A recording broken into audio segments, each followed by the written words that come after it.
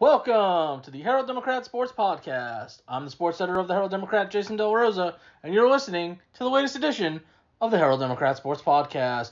We have hit the slowest week of the football season, week 6 for those counting at home, and the reason for that is we have hit the midpoint of the season where most teams across the state, not just in Texoma, are taking their bye week this week. So there's not a whole lot of action to talk about, but we've got plenty to recap from week 5 as more teams got into district play. And then when we get into next week, everybody will be in district play and we'll hit that home stretch of the season, see how the playoff picture starts shaping up. So what we're going to do is I'm going to recap last week first because there's a lot more teams there than there are teams playing this week. We only have 4 games on the schedule this week involving Sherman, Van Alstyne, Whitesboro, and Pottsboro. So I'm going to talk about all the teams that are on bye this week first. Then we will discuss the teams that have games this week and what they did this last week and wrap it all up. So that's the plan. So we're going to go down in order like we always do.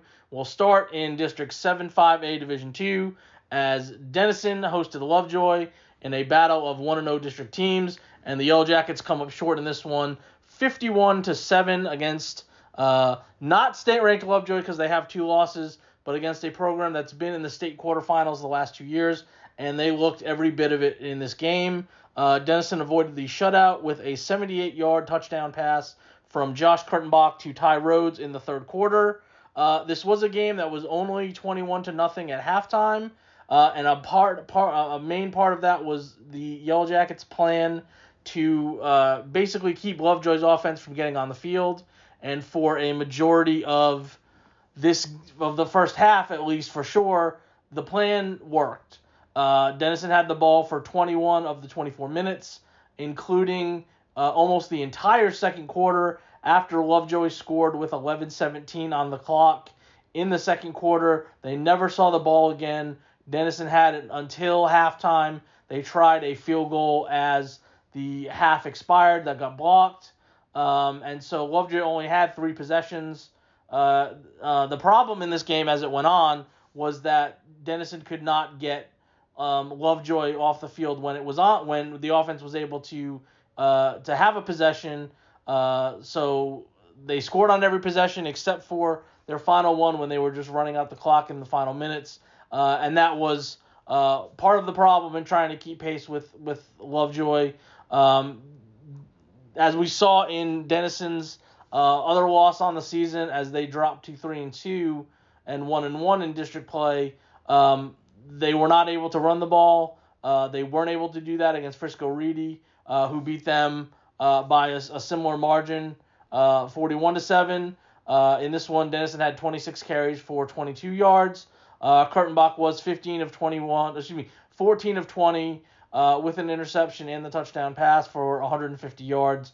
But that was basically sort of the same script that we've seen in the 2 losses, which is interesting because of all 3 of Denison's wins, we've seen that play out in a similar fashion as well.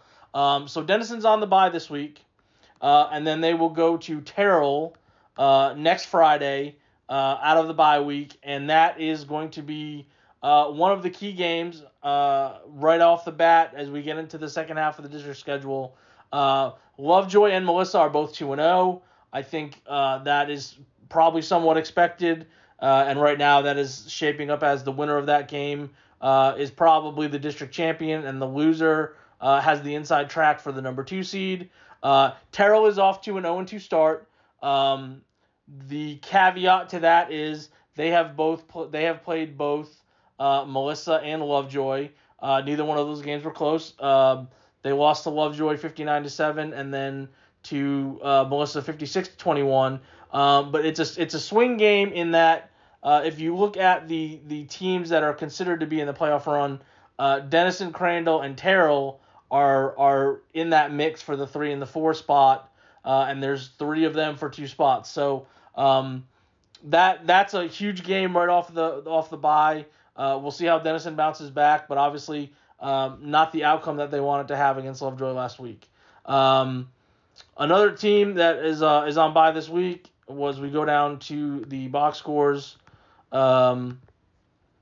is The Collinsville Pirates, they opened District 8-2A Division 2 play against Lindsay, and they won that game 26-0.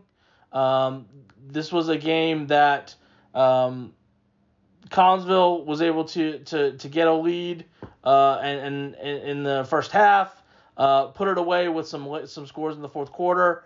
Lindsay really did not have a whole lot in the way of scoring opportunities, barely had 150 yards, had 3 interceptions, while Collinsville was able to rely on its running game, specifically the duo of Rylan Newman and Logan Jenkins. Newman had 21 carries for 130 yards and a touchdown. Jenkins had 12 carries for 100 yards and 2 touchdowns. And Jenkins also threw for 179 yards and a touchdown to Carter Scott, who led the receiving group with 5 catches for 80 yards and the touchdown. And just by luck of the draw, that is a team with an odd number of that's a district with odd number of teams, and it just so happens that while everybody else has the bye this week, this is the week that Collinsville has the bye.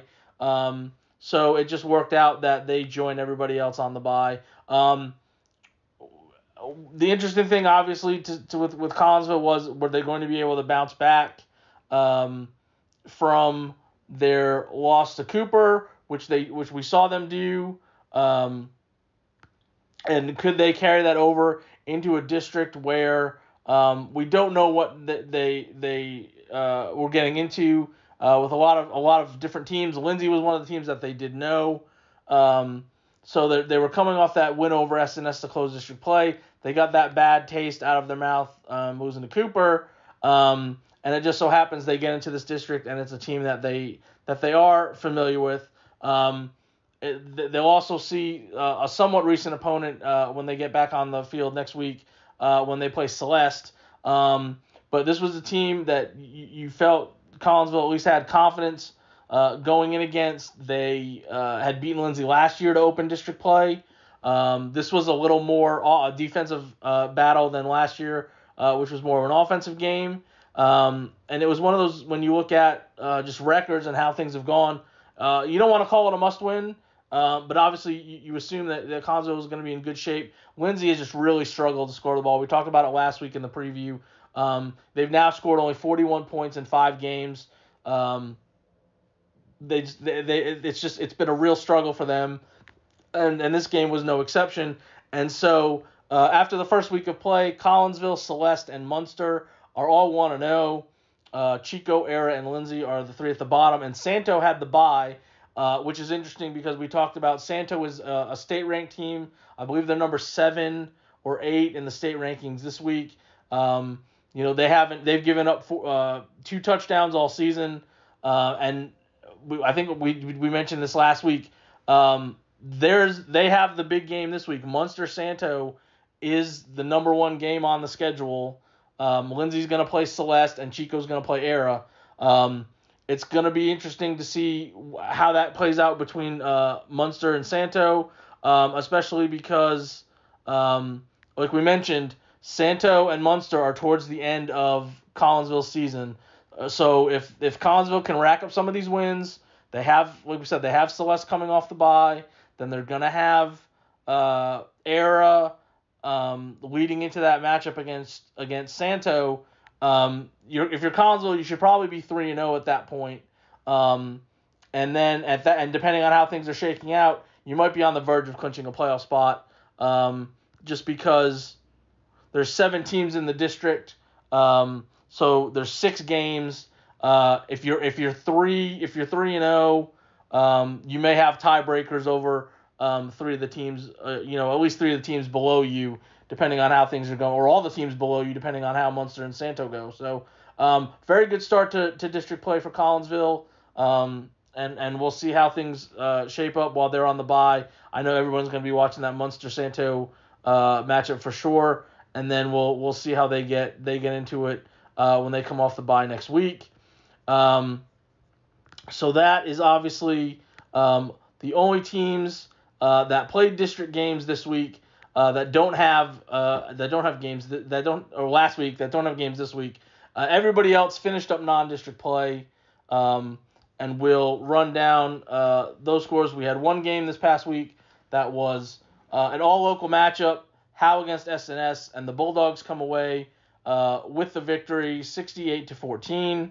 Howe jumped up, 21-0 in the first quarter, and rode that to a lopsided victory. It was actually, I don't know if you want to, whatever your definition of relatively close is, but it was 34-14 at halftime before Howe was able to pull away in the second half. So Howe is now 4-1. Their only loss is to former district opponent Commerce, and SNS drops to 1-4 as they get ready for their district action next week as well.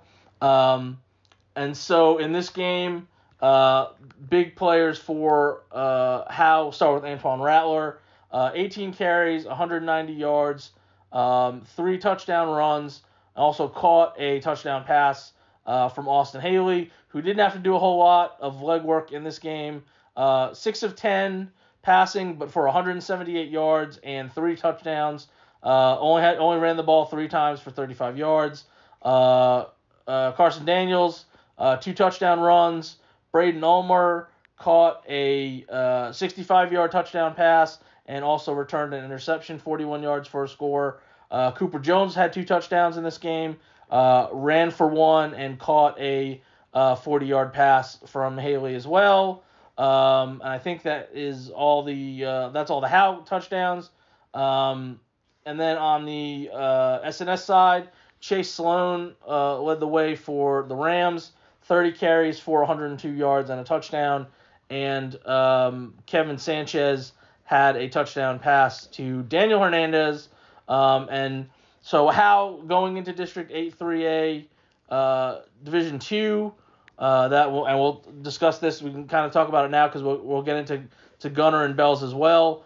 Gunners are still undefeated at 4-0 in that district. Both Howe and Bells and Leonard are all 4-1, and Blue Ridge is 3-2, and Lone Oak is 0-5. So it's going to be really good. I mean, that district has been very competitive, especially after the top 2 spots, which have gone to Gunner and Bells recently. The fight for the 3rd and the 4th seed have been really good. It's come down to usually the last week or two. I don't think Lone Oak is going to be much of a threat. So I think you have 5 teams fighting for 4 spots. And so it's going to be a really interesting race. Obviously, Howe, we talk about it every week, and we can say it every week because we should. Again, I noted last week after their game, Howe's now gone 4 straight games with at least 42 points, extending a school record. They had never done that 3 times in a row, and now we're up to 4. It's one of the top scoring games in school history with the 68 points. And they have a 4th win. For those paying attention, the last 3 years combined, they only won 3 games. So they've won more games in 5 weeks than they had in the previous 3 years. And so they're steamrolling along. Obviously, the question is going to be the competition is going to step up in this district. They have played some good teams in the non-district, but they've also played some teams that I think a lot of people thought they probably should beat. And so they've done what they should do. And now the question is, can you compete with, especially Leonard and Blue Ridge, if you assume Gunner and Bells are again the top 2 teams in the district. But they've got things going, obviously in the right direction over at Howe, and we'll see for sure how the drop from Division 1 to Division 2 really helped them in the offseason. And then SNS, we've said again, when in the games that they've lost, offense has been a problem. They haven't been able to score a lot, and they're still giving up a lot of points. They're getting ready for 6-3A Division 2 action next week, and they will start that by playing Callisburg.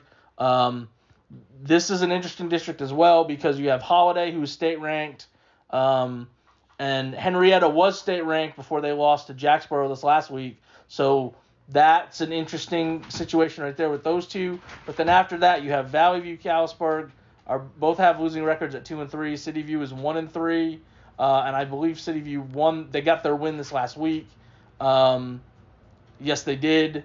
And so then you have SNS at 1-4. So I think even though it's been a bit of a struggle to get things going at SNS, they have a chance to compete for at least a playoff spot in that district, I think.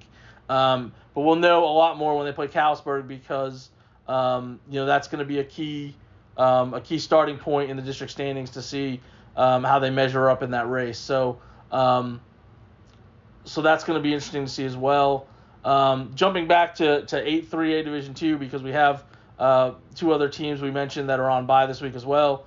We'll start with Gunner. They went out to Gladewater to close out their non-district schedule, and they won that game 59-7.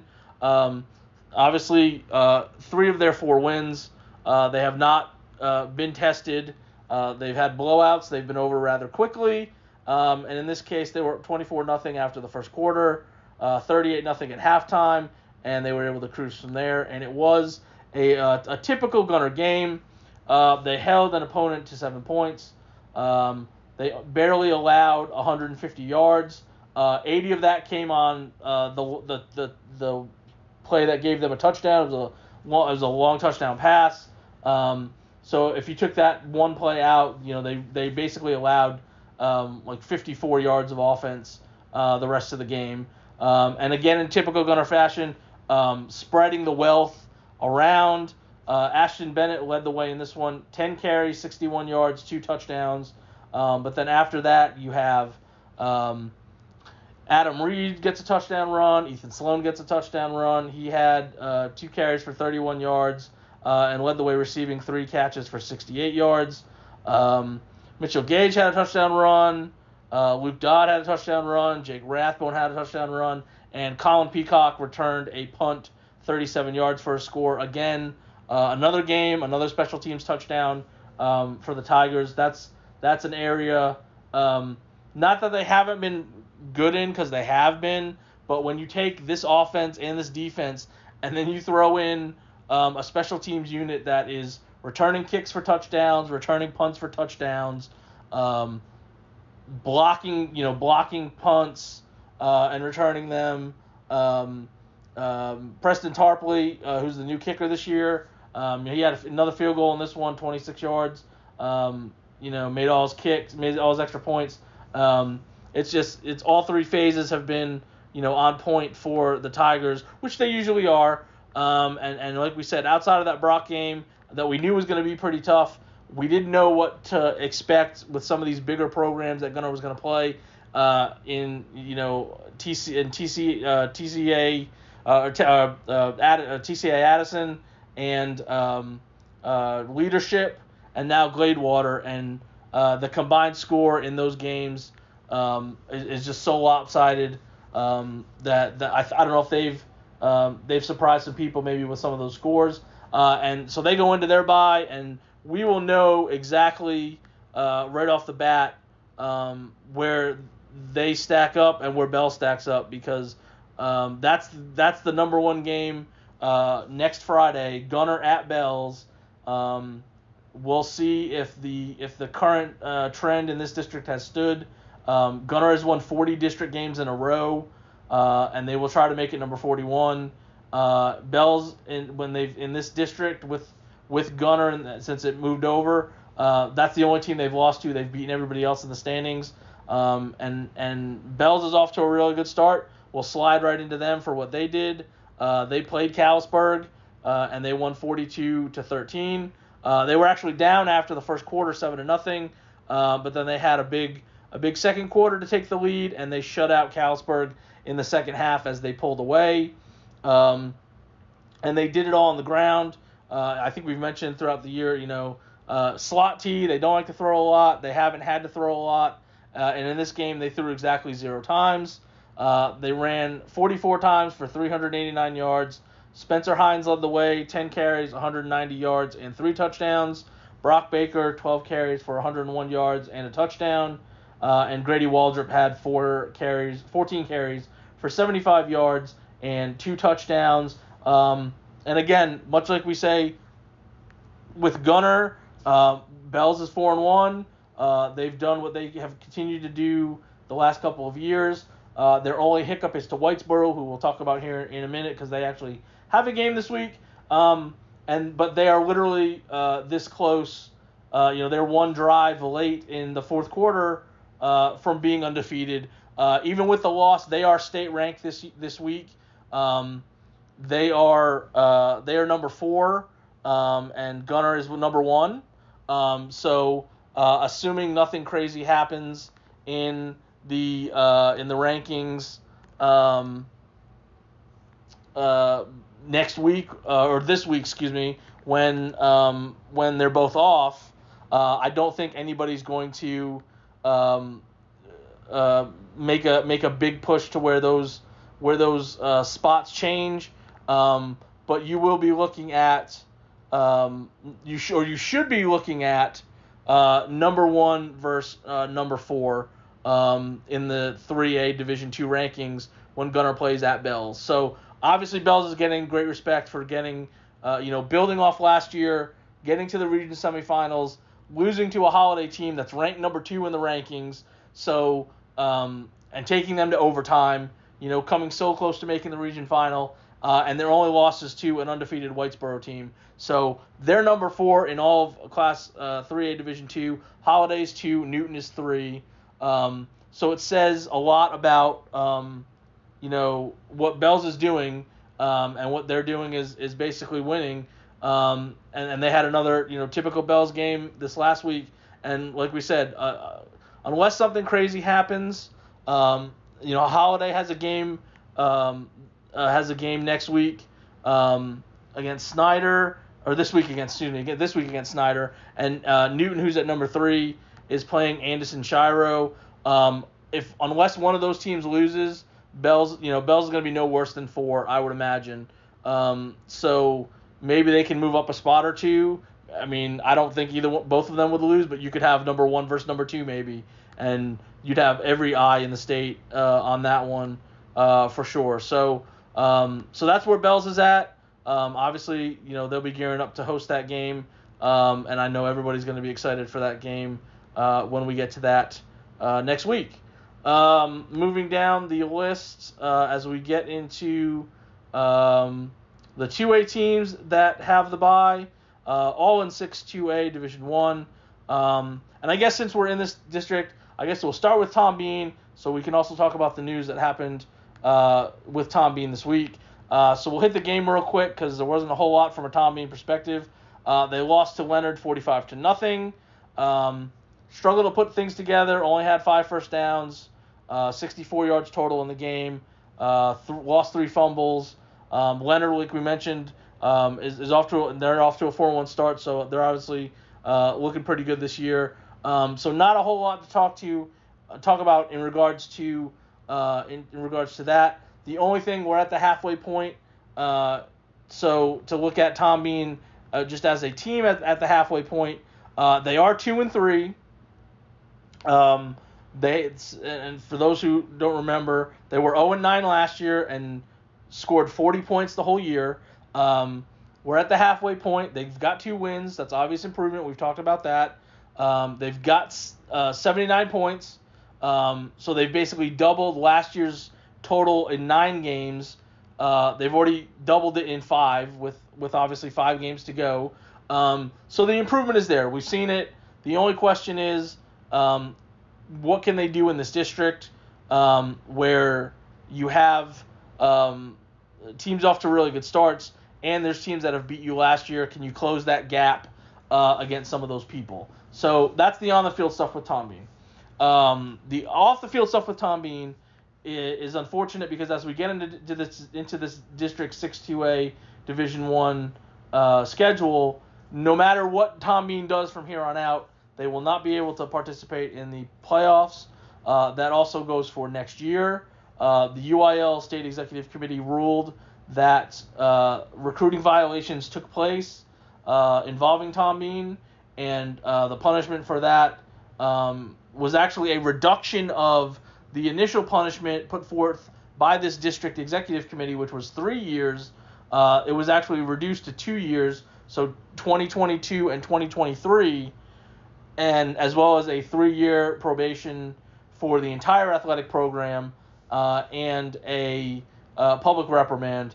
But so the playoff ban is only for football. So the other sports, as of right now, are able to do that. There is, because this district is not the basketball district and the baseball district, there was some talk, and I don't know if part of what happened in the UIL meeting, they didn't exactly clarify it, if some of those districts were, the basketball district and the baseball district that Tom Bean's a part of, would be affected as well, but we know for sure it's going to involve football, and it's a really convoluted situation. I hope that people were able to read my story in the paper and online about the meeting, the hearing. It took almost 2 hours. There was a lot of back and forth talking to representatives from Tom Bean, Coach Fex, Superintendent Kelly Lusk, assistant superintendents, and then you have the DEC side with representatives there, and going back and forth and answering questions and trying to provide information.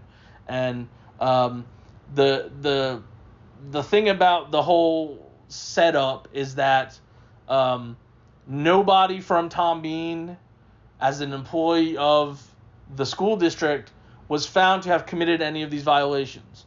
So there were no coaches recruiting, there were no administrators recruiting, there was none of that. But there was recruiting going on from non-Tom Bean employees. So does it stink that kids are affected and won't, you have juniors and seniors that if they were able to make the playoffs are not able to make the playoffs? Yes, it's bad. And it's unfortunately the world we live in, where you can have some of these situations where the outside influences try to do things and it hurts the collective as a whole. And so people have said, people have responded to me on social media and that sort of thing, and how is it fair and I'm not saying it is fair to those kids that have nothing to do with it, that have been in Tom Bean, from kindergarten all the way through their senior year this year. It stinks. The problem is if you don't punish, much like as we see in the NCAA and when colleges get in trouble for stuff that happened, 2 years ago or 3 years ago or the year before, you have to punish the institution in some manner, because if you don't, you're basically saying do it until you get caught, and then we'll punish you, but you'll still have the success of the recruiting if it's not a problem. So it's easy to see both sides of it, and you can't have, the whole point of these extracurriculars and these athletics is we're supposed to represent Tom Bean, or we're supposed to represent Sherman, or we're supposed to represent Amarillo, whatever school you're at.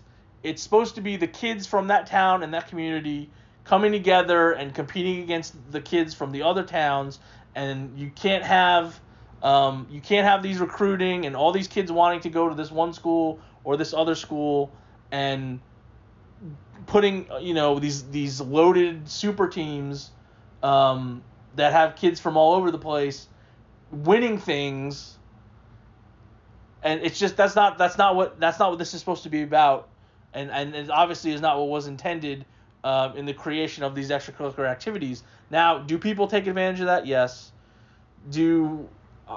Are there cases that the UIL should probably handle here or there or everywhere around the state?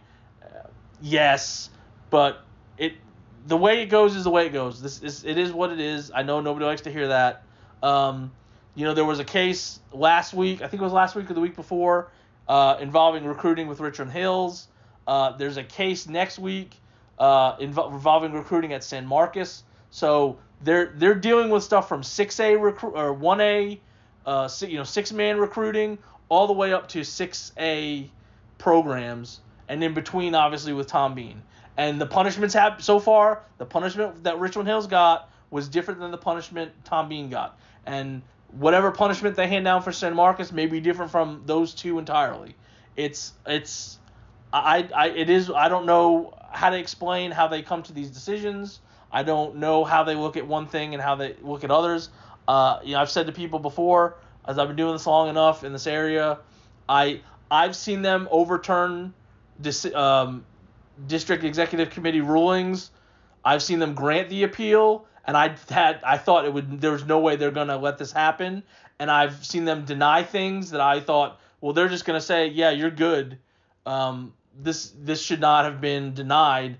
We're gonna overturn that, and it doesn't get overturned. So you never really know. I did kind of think that they would give them only 2 years instead of 3. I thought now the 3 is the max that a district can give and a school is a 3-year playoff ban. I didn't think they would do that because it goes into the next realignment, and I don't think that it would be fair if Tom Bean were to be put in a completely new district with the teams that are not making this decision, that they were banned against those teams. So I thought that would kind of be a little too extreme. I figured that they would get something. Maybe it was going to be just 1 year. I thought they would probably kind of split the middle and make it the 2 years. So unfortunately for Tom Bean, they're playing for pride. They do have a lot of young players in the system. So hopefully when they can get back into the playoffs in 2024, they'll have experience, they'll be ready. But also, if I'm Tom Bean and over there and what they're saying this week going into next week, hey, let's ruin it for people. Let's give people losses. Let's play spoiler and do the best that we can. And you know what? Let's see if we would have finished third and would have gone to the playoffs. Let's be able to celebrate that we had that good of a season. We want to have a winning season. We're 2-3. We got 5 games left. Can we go 4-2 and have a winning season? Can we get to 500? And that would be a big improvement for Tom Bean. And so no matter where they finish, if they do finish in the top 4, essentially what happens is they just slide them out and everybody slides up. So if they were fourth, the 5th place team would slide up and get the 4 seed. If Tom Bean won the district, essentially everybody would slide up. The number 2 seed would be the number 1 seed, the number 3, and so on down the line. But yeah, if I'm Tom Bean, let's just do the best we can the last 5 weeks, and maybe we can knock somebody out. Play spoiler, or maybe we can just see how good we thought we were going to be in the first place. So that's where Tom Bean stands. Also in that district taking the bye this week, we have Whitewright and Tioga. We'll talk about Whitewright real quick because like Tom Bean, they did not have a good week this week. So we had the Blue Ridge Tigers beat the Whitewright Tigers 44-6. Whitewright did not complete a pass, only had 43 yards, all on the ground. Jackson Evans led the way, 5 carries for 42 yards, and had the lone touchdown for Whitewright, which was only down 8-6 after the first quarter. But obviously the offense was not there. Again, we talked about last week. They're down at the quarterback position, and unfortunately, that's not exactly a place you want to have injuries. And with the bye coming up this week, were they going to keep some people sidelined, keep them out to rest up for the games that matter? And in this district, I think every game is going to matter. And Whitewright's going to start with Nakona next Friday, and Nakona is 5-0. Tioga and Trenton are both 3-2, and Albert is 2-2, and then you have Whitewright at 2-3. And like we said, now the math has changed. You have 6 teams fighting for 4 spots. Excuse me. You have 5 teams fighting for 4 spots, with Tom Bean being ineligible. So you gotta beat one. All you gotta do is beat one, maybe two people, and that'll probably get you the 4th spot. So, every game is gonna count in this district. Now that we're there's one less team in the mix. And if White Wright's gonna be in that mix, they want to be healthy. You want to be at full strength or as close to that as possible. So, sometimes you got to lose the battle to win the war, and that may be a case where that happened for White Wright. But again, I think in this district, it's going to be interesting. There's like I said, with Tom being out of the mix, Alvord, Trenton, and Tioga are the holdovers with Tom Bean, and then Nakona and White Wright are the newcomers dropping down from 3A. So it's going to be interesting to see what happens with that. But I'm if there was a team that needed the bye week, sometimes you get the bye week and you don't need it. You're healthy. You're on a roll. You're winning. I'm sure I'm sure Howe doesn't want to go onto a bye. I'm sure they want to jump right in and keep their momentum going. There's probably no team that needed around here that needed the bye better than White Wright to get healthy at some spots and gear up for district play. And then the last team in that district, Tioga, they ended district play with a big win. They won 43-6 against Detroit. This was a game where they got up big at halftime. 36-0, and then cruised from there. And they're a team we mentioned. They've had some guys out, but they've been able to overcome it a little bit. In this one, Austin Norwood throws for 121 yards and 4 touchdowns. 3 of them to Slade Babbitt, the other one to Tyler Henley, and Norwood also ran for a score. Chase Evans, 8 carries, 86 yards. And a touchdown. Jonah Grubbs, 10 carries for 82 yards. Babbitt, we mentioned with the 3 touchdowns, had 4 catches for 66 yards to lead the way there. And again, the defense played very well, holding Detroit to under 100 yards in total, including 22 carries for 17 yards. And again, we've talked about Tioga. They won 5 games last year. Trying to build on that. They're already at 3. There's a decent chance if they make the playoffs, they've either matched that total or potentially surpassed it. And they've done it without some key guys that they they're another team that is glad the bye is when it is, so they can potentially get some guys back for the stretch run and to make a run for the district title. They were in the mix last year until the last couple weeks until that fell by the wayside. And they're going to open with Tom Bean to start district play, and then they play Alvord after that, and that's going to be a key early game for sure. So we'll see what Tioga's got. Like I said, they not only expect to be a playoff team, they expect to be in the mix for the district title. And obviously Nakona's got the edge just because they are undefeated. Everybody else has already lost a couple times. But everybody's at 0-0, so it's going to be interesting to see what happens right off the bat in this district. But Tioga's feeling, pretty good at 3-2. Obviously, one of their losses is to Howe, so that's obviously not looking like such a bad loss based on what Howe's been doing. So they've played some good people. They've had some close wins. So that's a good sign to be able to win some of the games that they've had like that on their schedule. So like I said, it'll be interesting to see for sure what this district's going to bring. I totally expect, just looking at the last week of the season, Tioga, White Wright, Tom Bean, Trenton, and Alvord, Nakona. Obviously, the two. I don't think things will be wrapped up by then. But at very least, I think there's some seeding that's going to be in play. Maybe especially that Alvord-Nakona matchup that could decide a couple spots right there. So it's going to be. I think that's going to be a really interesting district, regardless of the situation with Tom Bean.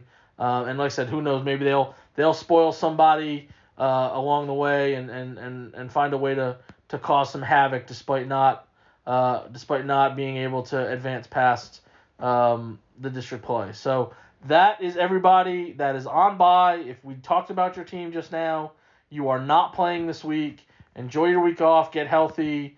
Don't do anything too crazy because you got games next week, and you never want to have that be an issue, especially for now that we're in district and the games count as much as they do.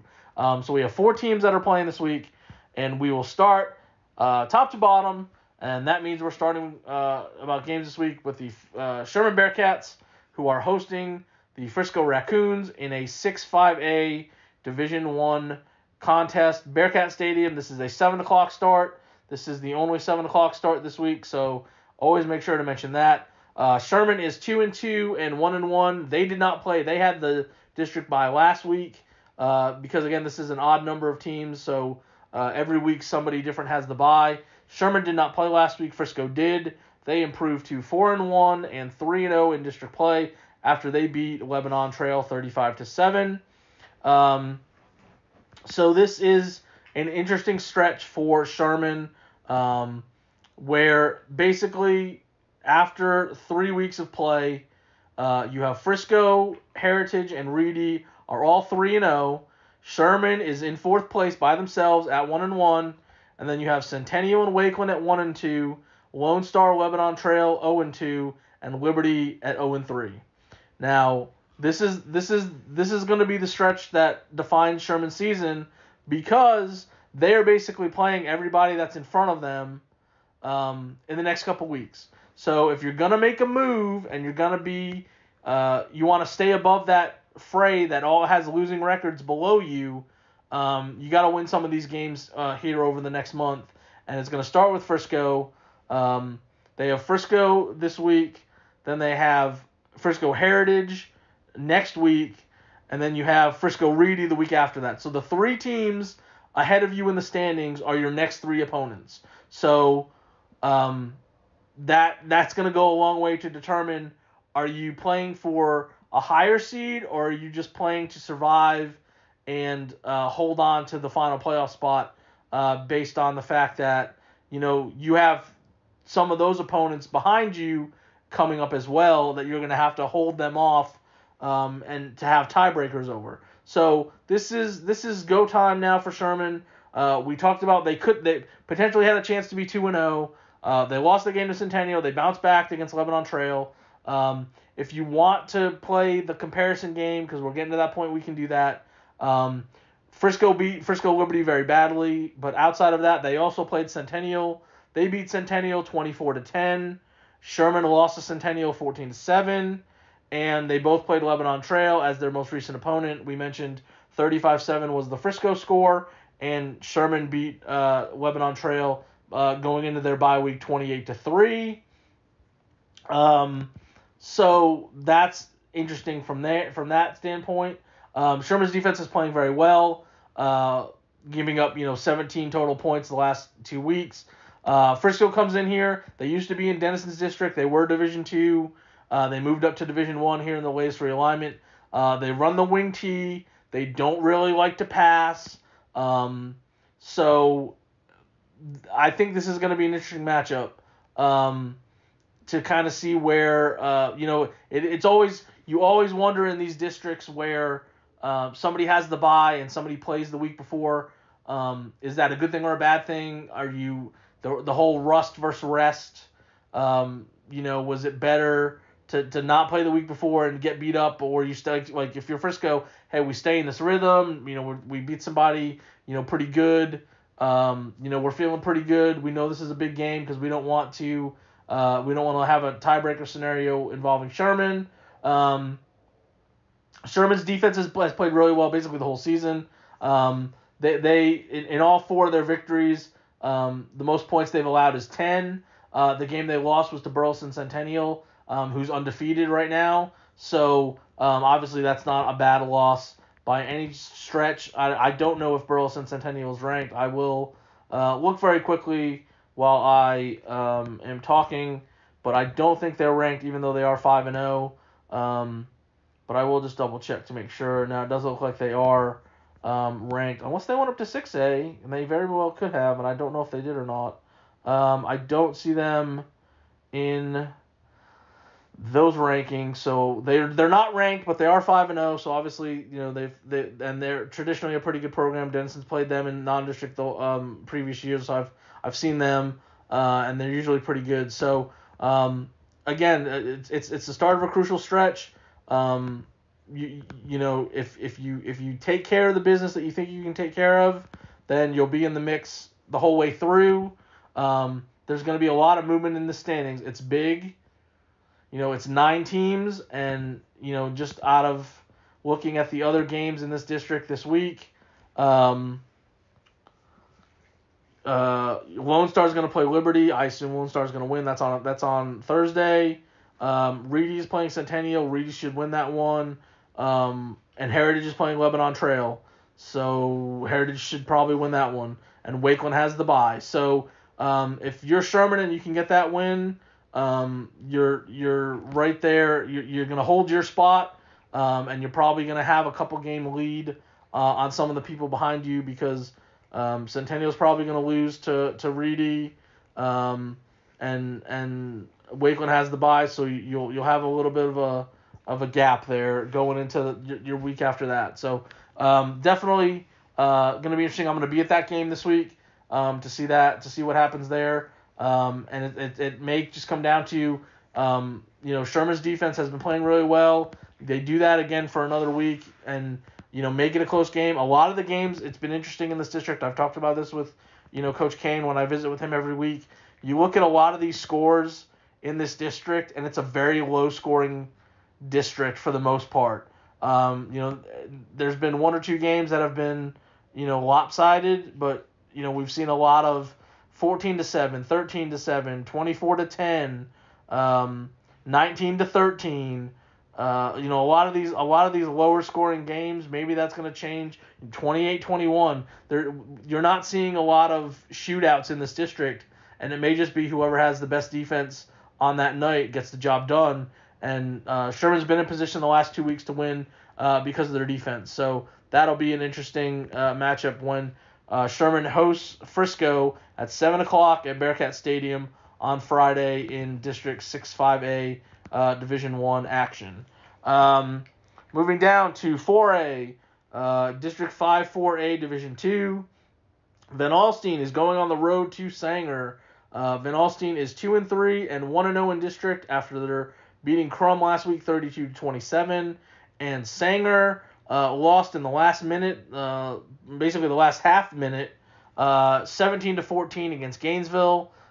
They were undefeated going into that game. They're now 4-1 and 0-1, and that's what we talked about. You can have a good non-district schedule, and then you start losing games in district, and everything changes. And if you're Van Alstyne, you're 1-3 going into district, and people maybe are overlooking you or counting you out, and you find a way to win a game. They got up on Crum early, were able to hold them off, and you look at the standings, and you're 1-0, and the other team's 0-1, and I'm sure Sanger's going to come out. You don't want to say it's a must-win already, but you don't want to drop to 0-2. In a district like this, it's just the right size to where if you get off to that 0-2, 0-3 start, it's going to be really hard to dig out of that. Maybe you can find a way to sneak that 4th playoff spot, but it's going to be really hard if people start banking wins against you. And obviously, I think there definitely were a lot of people that were surprised, because that was, just looking at it, that was 4-0 Sanger versus 0-4 Gainesville. And I don't know how many people would have picked Gainesville to win that game, but they did, and that's all that matters, and they're 1-0 in district. And maybe that turns into something, or maybe that ends up being, maybe Gainesville can't beat anybody else, but they beat Sanger, and that's the difference between, Sanger getting in or not. So these two teams obviously are familiar. They were in the same district last year. Van Alstyne did win. That was the first time in a while that Van Alstyne had beaten Sanger, but you never know. And so, like we said, Van Alstyne got a win this last week. Dakota Howard led the way, 14 carries, 114 yards, and 2 touchdowns. Caden Whitley had a touchdown run. Jackson Allen had a touchdown run. Shem McGregor kicked a field goal. Also on special teams, Jace Gailey returned a conversion after a Crum touchdown for the 2 points there. And like we said, Van Alstyne did just enough to get a win. They did a lot of their work on the ground. Shane McCaslin had 11 carries for 78 yards. Jaden Mahan, 16 carries for 41 yards. Jackson Allen, 7 for 38. Weston Johnson, 5 for 32. So they were able to move the ball on the ground. We're still waiting to see a little more consistency in the passing game. If you're going to run for 317 yards, it's okay to only throw for 58. But obviously, I think you would like to be able to be a little more efficient in the passing game and limit the turnovers there as well. But again, if Van Alstyne can find a way to do what Gainesville did and get a win against Sanger, now you're sitting at 2-0, and then who knows, where you can go from there. So just interesting to see just to start off this district. Van Alstyne, Aubrey, and Gainesville are 1-0. Crum, Sanger, and Bridgeport are 0-1, and Farmersville had the bye. So that's where we stand in 5-4A Division II, with Van Alstyne going to Sanger, looking to be 2-0 in district for the first time since 2018. 2 more games, both at the 3A level.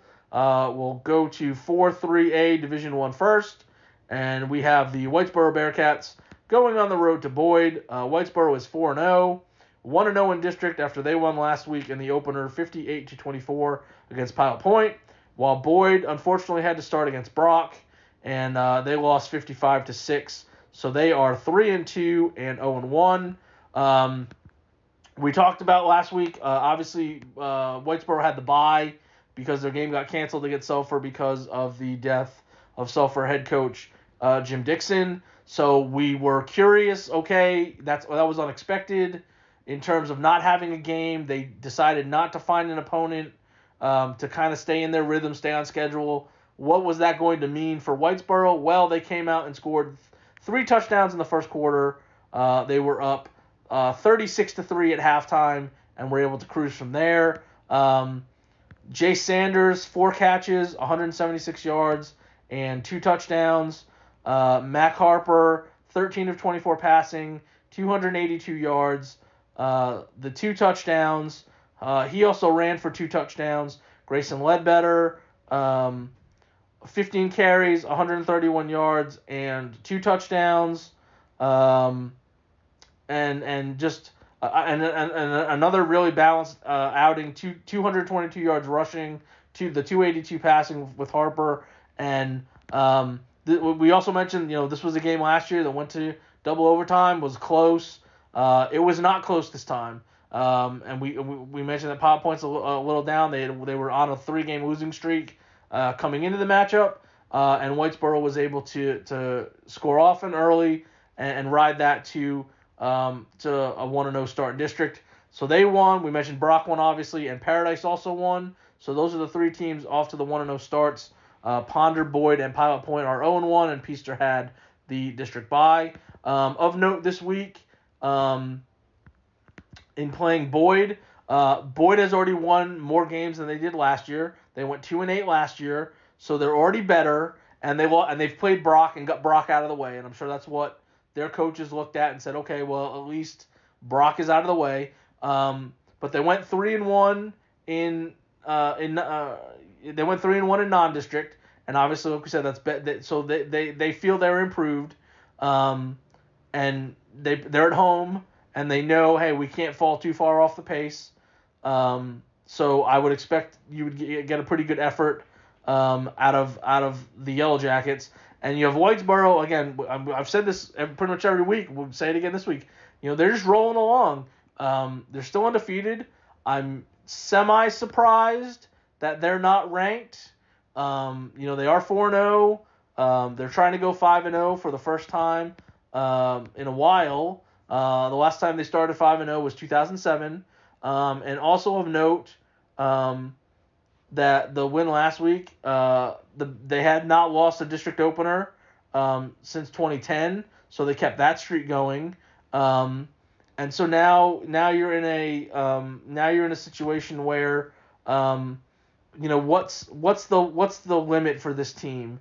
We mentioned, I think, last week, when you look at their district schedule, the Pilot Point game stuck out obviously just because last year was close and you're playing all the same teams, so you just never know. You've got Peaster next week, and we're going to see Peaster against Brock this Friday, so that's going to be interesting. And then you have your game against Brock. So your best case scenario, obviously, is to be 3-0 in district, going into that Brock game and sort of surveying the landscape, because then you have the bye after that. So there's only going to be 2 games left on the schedule. There's a decent chance, depending on how things play out, if you're Whitesboro at 3-1, you may have already clinched a playoff spot.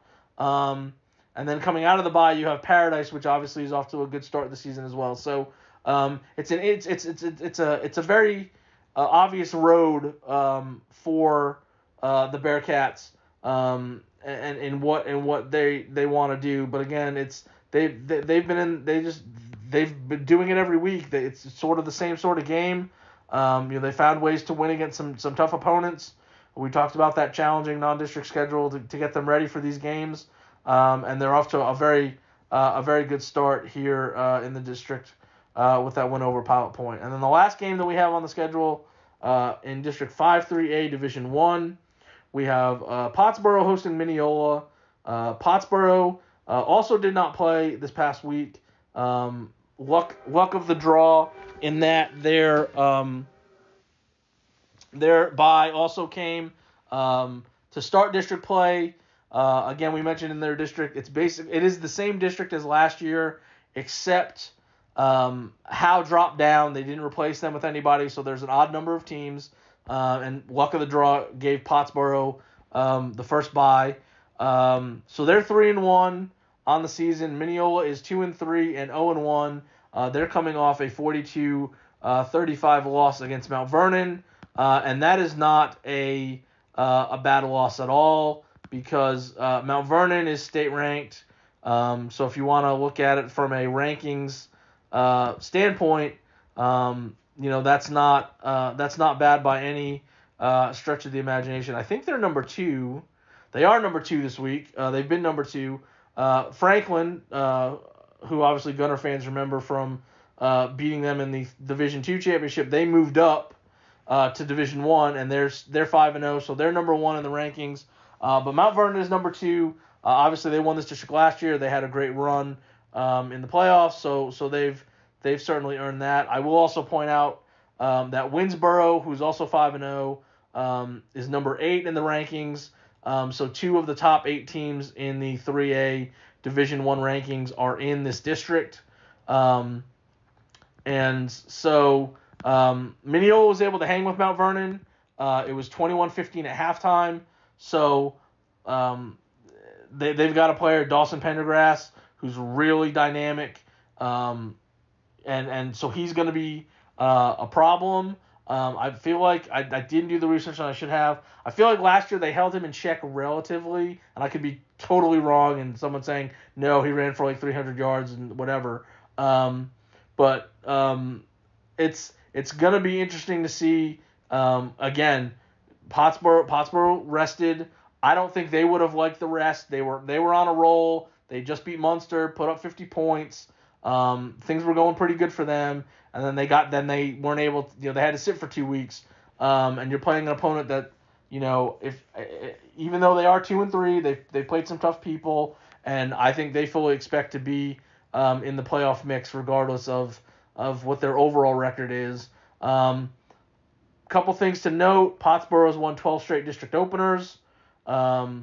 So the good money says, hey, this is an opportunity to keep that streak going. But it is going to be interesting to see what happens, because you just never know when teams are coming off a bye. Does it take them a little time to get ready? By the time they get to halftime, is it too late?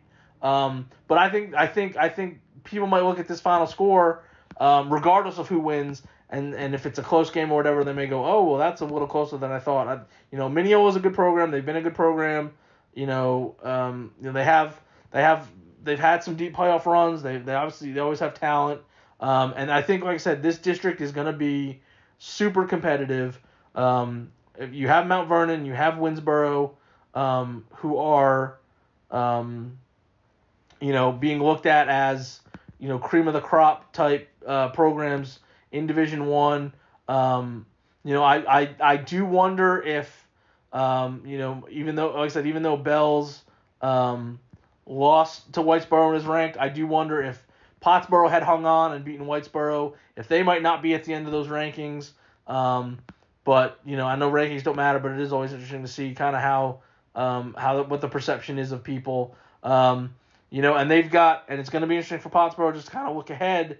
So they've got Bonham next week, and then, the week after they play, next week, because they're playing Mineola this week, and then they have Whitesboro after that. So it's that could be an interesting showdown depending on how things take place with Mineola this week. So, and Mount Vernon, and I will point out too, Mount Vernon and Whitesboro play next week. So we'll have a real good idea of, again, Gunner and Bells play early on in that district. Mount Vernon and Whitesboro are playing early enough in this district that we'll know the pecking order, at least for the top two, unless something crazy happens along the way. So that's Pottsboro hosting Mineola. I think all four of these games this week, are very interesting. Like I said, we're in that point where you're gonna start seeing who beat who and how does that affect the standings on a weekly basis, and who, does this set up well for whoever. And it's you don't want to say it's the best time of year, but it really is, because we get to start seeing who's going to the playoffs, who's starting to take the lead in some of these districts, and unfortunately everybody's on bye for the most part, so there'll be a lot of attention on the four teams that are going to be playing this week. So that's a look back at Week 5. That's a look at the very small Week 6. Thanks for listening to the podcast. I know the weather's starting to turn, getting a little colder out there, getting into more football-y weather when everybody gets back on track. The first week of October, I think it'll really feel like football. We'll get rid of some of these high temperatures for some of the starts of these games. But the playoff action is going to be heating up. Every week there's going to be, I'll say it every week, this is the key game in this district, or this is the best game of the week here, because they will be.